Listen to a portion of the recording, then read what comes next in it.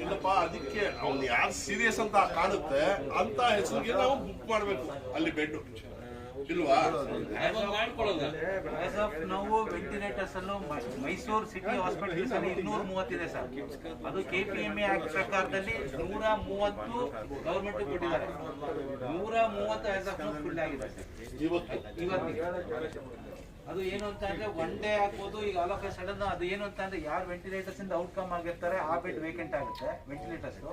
ಇಲ್ಲ ಅಂತ ಅಂದ್ರೆ ಡೆತ್ ಆದ್ರೆ ಮಾತ್ರ ಅಂತ ಸಿಚುಯೇಷನ್ಸ್ ಅಲ್ಲಿ ವೇಕೆಂಟ್ ಆಗುತ್ತೆ. ವೇಕೆಂಟ್ ಆಗೋದು ಕಡಿಮೆ ಕಾಣ್ತಾ ಇದೆ. 95% ತುಂಬಾ ಜಾಸ್ತಿ ಆಗಿದೆ. ಹೋದ್ಮೇಲೆ ವಾಪಸ್ ಬರ್ತಾ ಇಲ್ಲ, ತುಂಬಾ ಜಾಸ್ತಿ ಆಗಿದೆ. ಯಾರು ಬರ್ತಾ ಇಲ್ಲ. ಹಾಗಾಗಿ 95% ವೆಂಟಿಲೇಟರ್ ಹೋದ್ಮೇಲೆ ಯಾರು ಬರ್ತಾ ಇಲ್ಲ. अस्सलाम वालेकुम। अयूब भाई, पिछली मरतबा जो इसी मुकाम पे यानी फारूक DED कॉलेज में आप लोगों ने एक टीम की मानिंद फारूक क्वारंटाइन सेंटर का आगाज़ किया था, उसके बाद आंडरलेस में भी हुआ था। अभी ये दूसरा लेयर जो चल रहा है जहाँ पे और दीगर लोगों को बहुत परेशानियों का सामना है। हाँ, मैं मानता हूँ कि कई मकामात पर अस्पतालों भी अपने अपने जिम्मेदारी निभा रही है, लेकिन इंसानों के अंदर जो डर है वो कहीं ना कहीं ख़त्म होने का नाम नहीं ले रहा है। ऐसे में आपको मुबारकबाद है कि आप दोबारा कारपोरेटर हजरात तमाम मिलकर यहाँ पे इसी मुकाम पर शुरू करने वाले हैं। अब तक क्या कार्रवाई है और कब होने जा रहा है ये बताइए।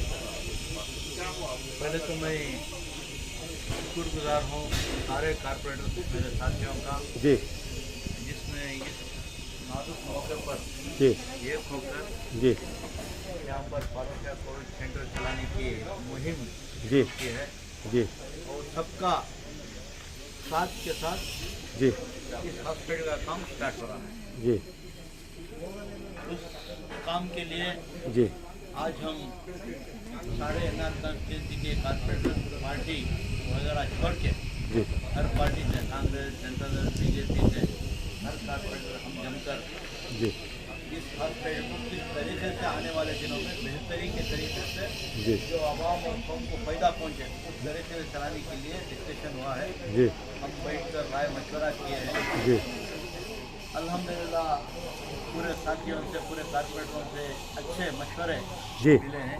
जी, हम यहाँ पर जल्द से जल्द एक साथ फारूक कोविड केयर सेंटर चलाने की राय मिली है, जी, जल्द से जल्द शुरू करें। और दूसरा, जो पेशेंट्स को लेते हैं ये ख्याल रखें कि पेशेंट्स आने के बाद यहाँ से पेशेंट को तकलीफ ना हो, इसका खास ख्याल रखने की बहुत सारे कारपोरेटर हिदायत की है। और इसके साथ साथ शायद इतवार या पीर के दिन इस हॉस्पिटल को शुरू करने का भी एक राय मशवरा मिला है। और कारपोरेटिंग से मैं समझता हूँ कि हम सब साथ मिलकर जब काम कर रहे हैं तो इंशाअल्लाह अल्लाह ताला कामयाबी तो तय है देगा। यहाँ से जो भी मरीज आएंगे कोविड के उनको राहत और सहूलत जो भी पहुँचेगी। इस हॉस्पिटल ओपन करने का हम सारे कारपोरेटर्स का यही मंसूबा है कि कोविड-19 जो सेकेंड वेव है वो बहुत तेज़ी से फैल रही है। बहुत सारों की ये बात थी कि ये हॉस्पिटल क्यों पहले ही शुरू होना था, लेट शुरू हो रही ये क्यों। मैं उसके लिए एक बात कहना चाहता हूँ कि आज जो फिजा है कोविड की, उस फिजा को देखते हुए ऐसे एक हॉस्पिटल नहीं, मैसूर के अंदर ऐसे 100 हॉस्पिटल बन गए तो भी कम है।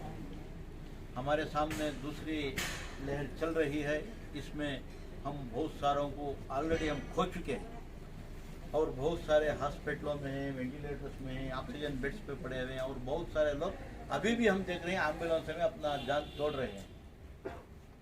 तो यहाँ जो है इस हल्के में छोटे छोटे घर हैं जहाँ पर एक मरीज अगर पॉजिटिव निकलता है तो मल्टीप्लिकेशन हो रहा है। बिल्कुल, घर छोटा होने की वजह से उसकी लापरवाही नहीं है, उसकी मजबूरी है।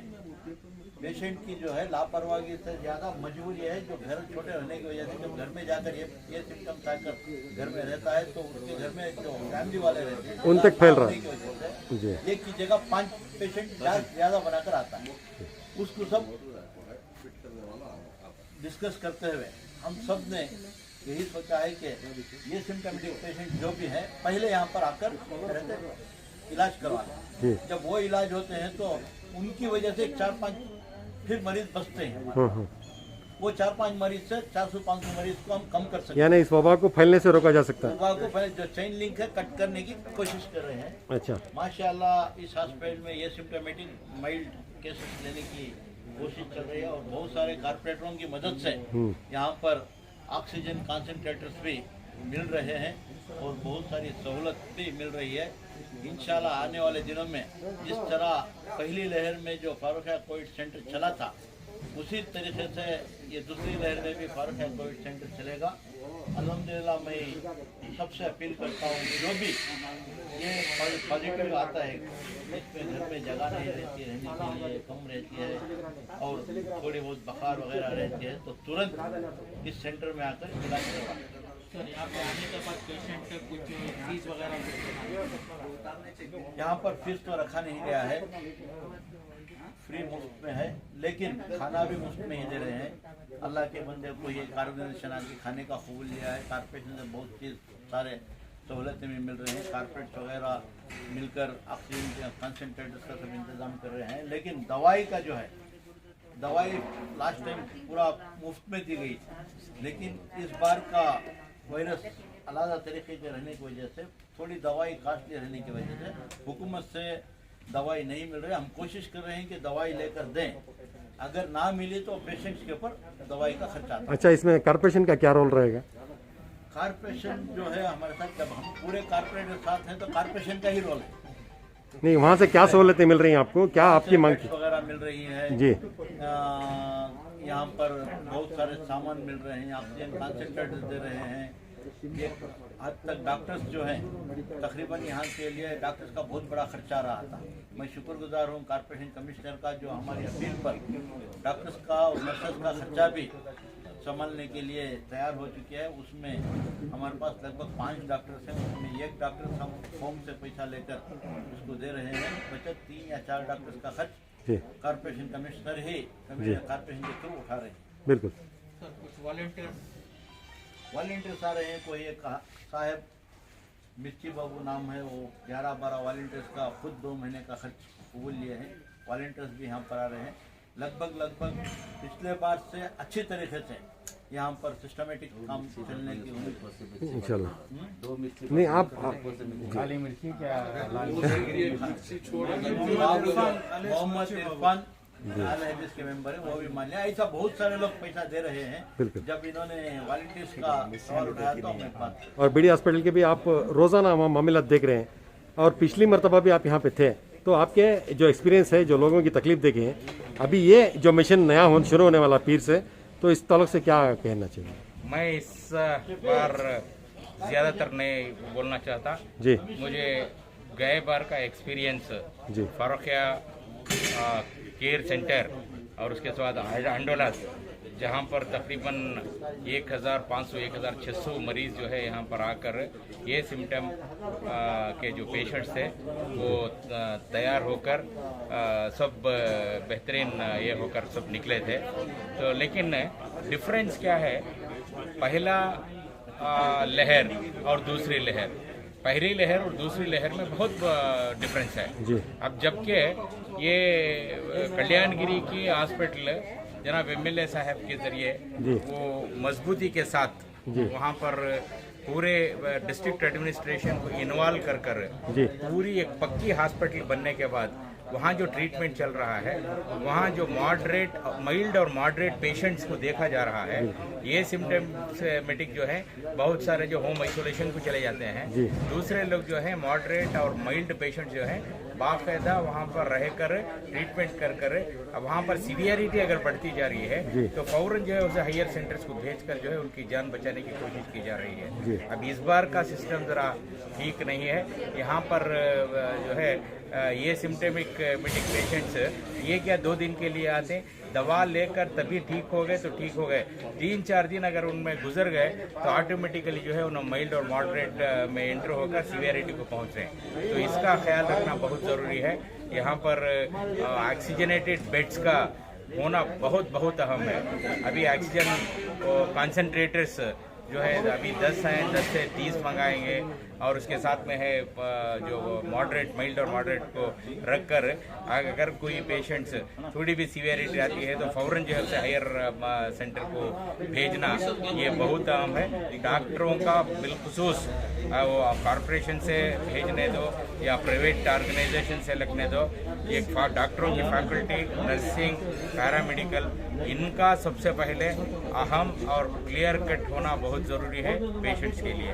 अगर ये फैकल्टी अगर सही हो जाएगी तो उसके बाद जो है बाकायदा ये लोग खाने का इंतज़ाम, रहने का इंतज़ाम, उनकी देखभाल, वॉलंटियर्स का खर्चा हर तरीके से जो है पूरे जमकर जुड़कर जो उठा रहे हैं, तो गए बार जिस तरह सक्सेस हुआ है इंशाल्लाह इस मरतबा भी जो है बहुत सारे लोगों को इसका फ़ायदा पहुंच सकता है। शुक्रिया सर आईसीयू कब तक बनेगी सर?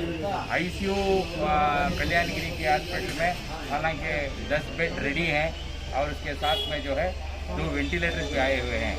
अब वहाँ पर काम चालू है और उसके लिए पूरा जो ऑक्सीजन वगैरह का इंतज़ाम वगैरह जो होने वाला है, ड्यूरो सिलेंडर वगैरह, उसका काम 15 दिन हो जाएगा। 15 दिन में फैकल्टी, उसके लिए जो स्पेशलिस्ट होना चाहिए, टेक्नीशियन होना चाहिए, एमडी होना चाहिए, फिजिशियन होना चाहिए, उसका इंतज़ाम भी जो करना है, ये सब करने के लिए तकरीबन 15 से 20 दिन तक लगेगा। शुक्रिया ಸರ್. ಈ ಫಾರೂಕ್ ಕೇರ್ ಸೆಂಟರ್ ಇದೆಲ್ಲ ಹೋದ ವರ್ಷನೂ ಮಾಡಿದ್ರು ಕೋವಿಡ್ ಟೈಮಲ್ಲಿ, ಈ ವರ್ಷನೂ ಮಾಡಬೇಕು ಅಂತ ಮಾಡಿದ್ರು.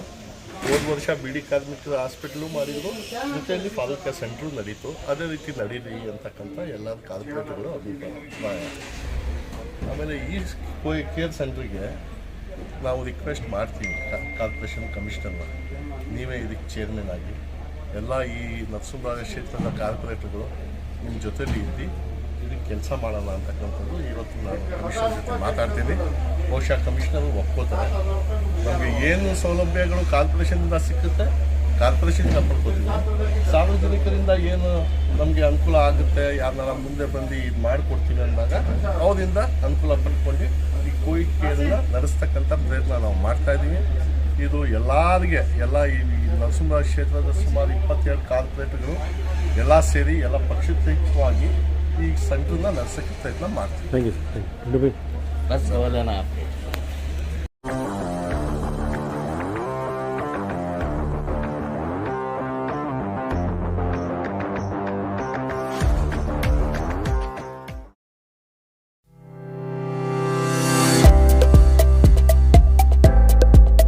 Welcome to Shopingistan. Complete COVID essential product, contact for oximeter, vaporizer, sanitizer, variety of mask. Call 8073726805.